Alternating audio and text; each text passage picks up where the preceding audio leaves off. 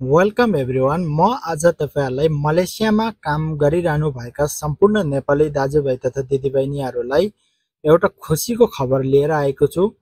अब तपाईहरुले कम्पनी परिवर्तन अर्थात कम्पनी चेन्ज सम्बन्धी नयाँ नियमको बारेमा आज यस भिडियोमा म चर्चा गर्ने छौं। र साथीहरु 2025 जनवरी 1 बाट लागू भएको नयाँ नियम अनुसार तपाईहरुले मलेसियामा कम्पनी परिवर्तन गर्न सक्नुहुनेछ, तर निश्चित प्रक्रियाहरू पूरा गर्नुपर्ने हुन्छ। के प्रक्रियाहरू पूरा भएपछि तपाईहरुले कम्पनी चेन्ज गर्न पाउनुहुन्छ। आज स्टेप बाइ स्टेप यस भिडियोमा म तपाईहरुलाई बुझाउने छु। कृपया भिडियोको अन्तिमसम्म रहनुहोला।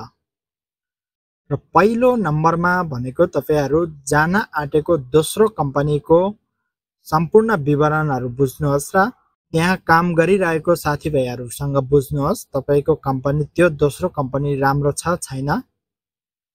र अर्को कुरा भनेको तपाईहरुले हाल काम गरिरहनु भएको कम्पनीबाट, जो कि तपाईहरुले अहिले काम गर्दै रहेको कम्पनीबाट रिलिज लेटरको लागि एउटा निवेदन लिखित वा मौखिक जे दिए पनि तपाईहरुले रिलिज लेटरको लागि निवेदन दिनुपर्छ र कम्पनीले रिलिज लेटर दिनुपर्ने हुन्छ।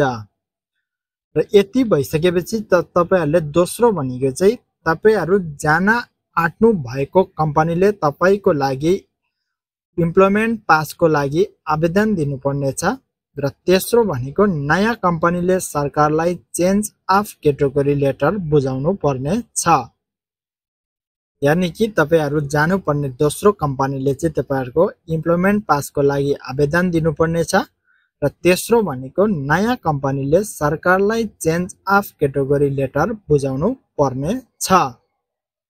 र चौथो भनेको सबै प्रक्रिया पूरा भइसकेपछि तपाईहरुको पूरा पासहरु इमिग्रेसन डिपार्टमेन्टमा जान्छ र इमिग्रेसन डिपार्टले स्वीकृत गरे मात्रै तपाईहरुले कम्पनी चेन्ज गर्न सक्नुहुन्छ। यसमा सबैभन्दा विचार पुर्याउनु पर्ने कुराहरु चाहिँ यदि तपाईहरु एजेन्ट मार्फत काम गर्दै हुनुहुन्छ, तपाईहरुको डकुमेन्टमा केही फ्रड छ भने चाहिँ तपाईहरुलाई इमिग्रेसन डिपार्टमेन्टले चाहिँ डाइरेक्ट कालो सूचीमा राख्न सकिन्छ।